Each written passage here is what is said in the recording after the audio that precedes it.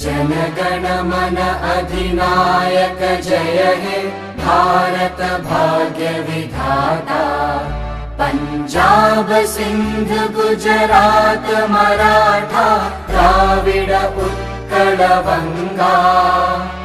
विंध्य हिमाचल यमुना गंगा उच्चल जलधि तरंगा। तव शुभ नामे जागे तव शुभ आशीष मांगे। गाहे तव जय गाथा जनगण मंगलदायक जय हे भारत भाग्य विधाता। जय हे जय हे जय हे जय जय जय जय हे। भारत माता की जय, भारत माता की जय। Vande Mataram, Vande Mataram. Very honored that on such a momentous occasion I've been granted an opportunity by the universe, by our government, by my dear colleagues to hoist the flag in a college premises today. I wish that our country, our state, our society, our citizens take the country forward as they have always done with blood, toil, sacrifice, happiness, tears and dedication. And I want to take an oath today on behalf of all of us that we will continue to do so and take our country to greater heights so that the world, not only Indians, that the whole world, that we become an example for the whole world.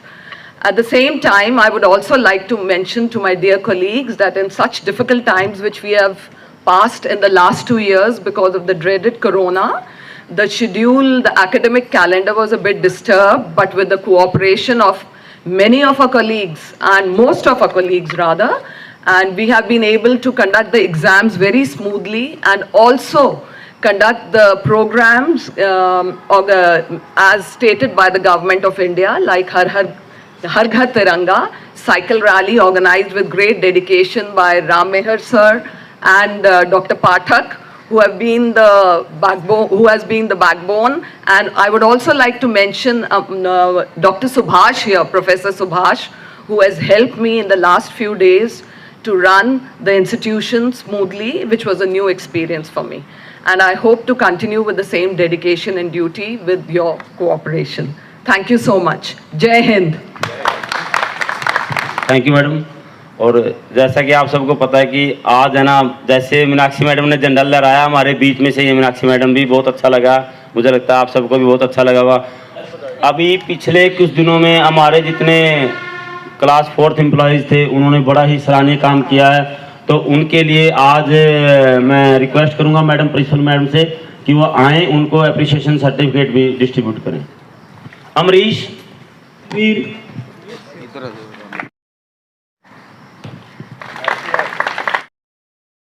Mukesh,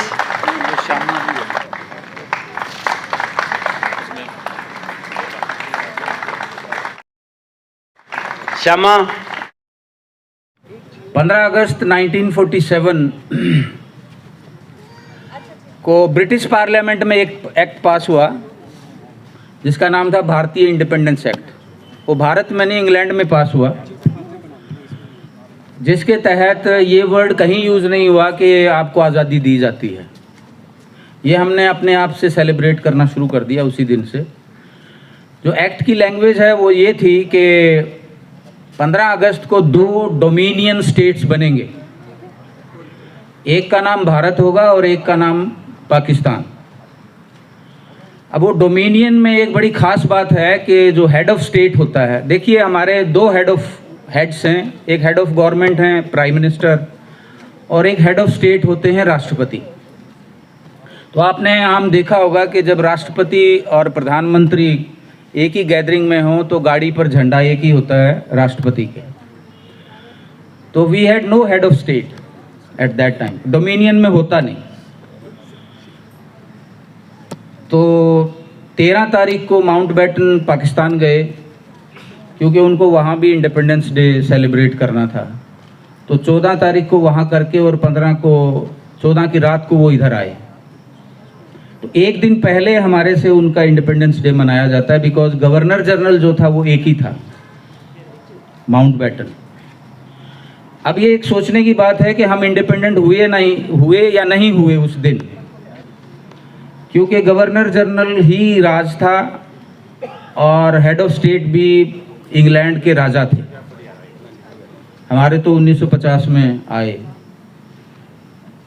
dominion का मतलब संपूर्ण आज़ादी तो नहीं हुआ फिर इसका मतलब, मगर हमने उसको सेलिब्रेट करना शुरू कर दिया। और 15 अगस्त का जो डे फिक्स हुआ, मैंने अपने लेक्चर में भी बताया था कि ये डे कोई वैसे ही नहीं फिक्स हुआ। माउंटबेटन ने कहा कि जी 15 अगस्त को आपको आज़ादी मिलेगी। ब्रिटिश पार्लियामेंट का ओपिनियन कुछ और था पहले। अब ये बड़ी डिबेट हुई कि 15 अगस्त को क्यों होगा जी। हमारे यहाँ जो पंडित लोग थे उन्होंने कहा जी 15 अगस्त तो अशुभ है, इस दिन हम नहीं मना सकते हैं। तो माउंटबेटन ने कहा देखो होगा तो 15 को ही, चाहे शुभ है चाहे अशुभ है। उसका रीज़न मैंने पहले भी बताया था, ये था बेसिकली कि 1945 में जब सेकेंड वर्ल्ड वॉर ख़त्म हुई तो जापान ने 15 अगस्त को माउंटबेटन के सामने ही सरेंडर किया था। He was general of army British. तो उसने कहा कि वो एक अचीवमेंट थी और ये भी एक अचीवमेंट होगी, तो सेलिब्रेट तो आपको 15 को ही करना होगा। फिर वो जो कंट्रोवर्सी पैदा हुई उसमें फिर ये सेटल डाउन ये हुआ कि आपने सुना होगा जवाहरलाल नेहरू की speech at the stroke of midnight, जब 12 बजे का घंटा बजे तो वो ना 15 रहेगा ना 16 होगा, तो वो 0 आवर हो, उसको 0 आवर पार्लियामेंट में कहा जाता है। तो एग्जैक्ट 15 और 14 की जो रात थी उसको ये फ्लैग होस्टिंग हुई पार्लियामेंट के अंदर। जवाहरलाल नेहरू ने ये ऐसे करके शो किया था। फिर एक राष्ट्रपति भवन और इंडिया गेट के बीच में बड़ी खाली जगह हुआ करती थी उन दिनों, आजकल तो वो भर गई है, उसको क्वींस पार्क कहते थे। तो शाम को फ्लैग होस्टिंग वहाँ हुई, उसके बाद रेड फोर्ट पर हुई। तो उसमें मैंने पिछले साल भी ये बताया था कि 30,000 लोगों का अरेंजमेंट था, मगर आए उनमें 3 लाख लोग।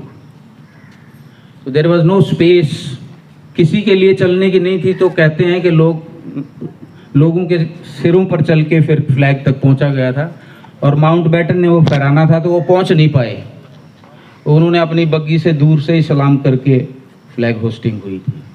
तो these were some minor information about. अब उसकी गरिमा उस डे की कितनी रह गई है आई डोंट नो, मगर it is a great day in our history and we feel proud on it. बहुत लोगों ने सेक्रीफाइस किया, आज़ादी के टाइम नहीं, पार्टीशन के टाइम बहुत ज़्यादा हुआ। तो उन लोगों की सेक्रीफाइस को ध्यान में रखते हुए और हमारे कंट्रीब्यूशन को उसमें मिला के we should celebrate it. Thank you very much.